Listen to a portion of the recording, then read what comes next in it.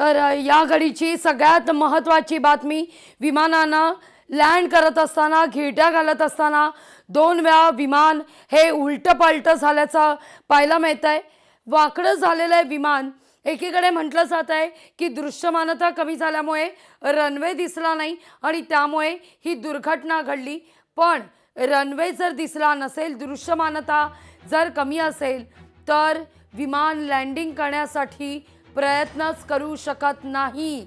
त्यामुळे विमानात याआधीच तांत्रिक त्रुटी होती का, तांत्रिक त्रुटी होत्या का, हा मुद्दा आता या निमित्तानं उपस्थित होताना दिसतोय.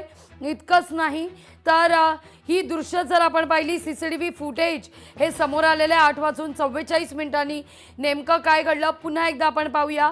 पहा, हे विमान बारामतीत पोहोचलं आणि विमान वाकडं झालं. वाकडं झाल्यानंतर थेट बारामतीच्या शेतात जाऊन कोसळलेलं आहे. म्हणजेच वर आभाळात असतानाच विमानात काहीतरी तांत्रिक बिघाड झाला आणि त्यानंतर विमान हे तिरकं झालं. मुंबई विमानतळावरून सकाळी 7:30 वाजता 7:30 पावणे 8च्या दरम्यान या विमानानं रनवेवरून उड्डाण केलं. टेक ऑफ घेतलं हे विमान. विमानाचे या ठिकाणी पंख जे आपण म्हणतोय की या ठिकाणी उघडले गेले आणि विमान सुरळीत मार्गस्थ होऊ लागलं बारामतीच्या दिशेनं. पण बारामती आल्यावर 8:50 हे विमान बघा कसं कोसळलं. 8:50 हे विमान बारामतीमधल्या विमानतळावर उतरणार होतं, पण दृश्यमानता कमी असल्यामुळे रनवे दिसला नाही आणि ही दुर्घटना घडली. असं कारण विमान कंपनीचे मालक VK सिंग म्हणतात. पण दृश्यमानता जर कमी असेल, रनवे जर दिसला नसेल, तर लँडिंगचा प्रयत्न का करण्यात आला? लँडिंगचा प्रयत्न झाला आणि म्हणूनच विमान अर्ध्यावर उतरवण्यात आलं आणि त्यानंतर ते वाकडं झाल्याचं पाहायला मिळत आहे. म्हणजेच या विमानात तांत्रिक बिघाड हे लँड होण्यापूर्वीच झाला होता, या शंकेला पुरेसा वाव मिळतोय.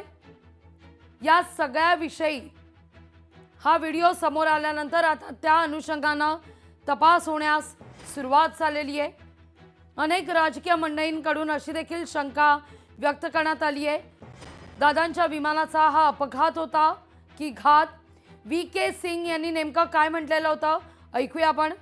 You know, he made an approach from runway 29, and then he carried out a missed approach, after which, again, he tried to make an attempt from runway 11. This is what I also have no contact with the pilots. They are not there. It is a very unfortunate incident. We are very sad about it.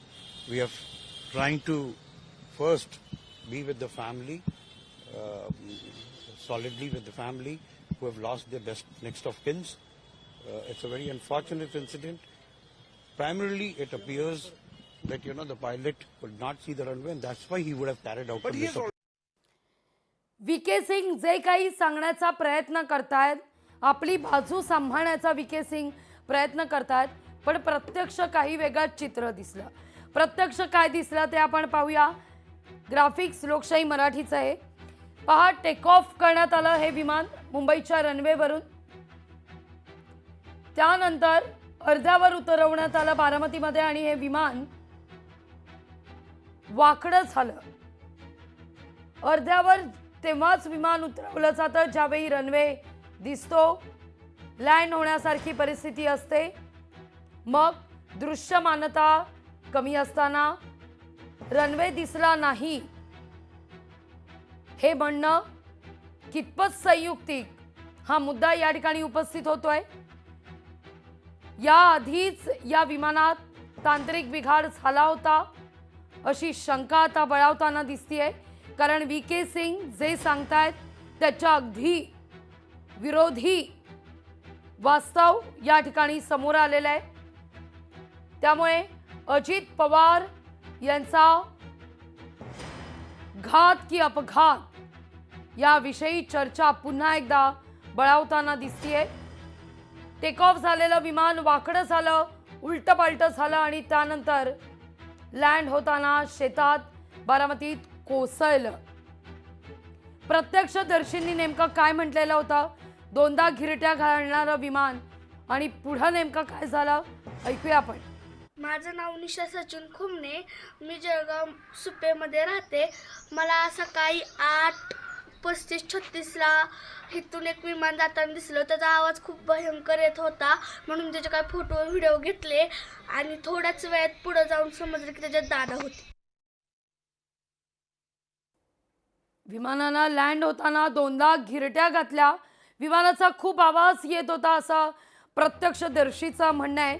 पण हे विमान कोसळताना नेमकं काय घडलं तो देखील प्रत्यक्षदर्शींची प्रतिक्रिया, ती देखील प्रत्यक्षदर्शींची प्रतिक्रिया, तो बाईट लोकशाही मराठीवर आलेला आहे. या सगळ्या मुद्द्यावर आम्ही कायम राहणार आहोत.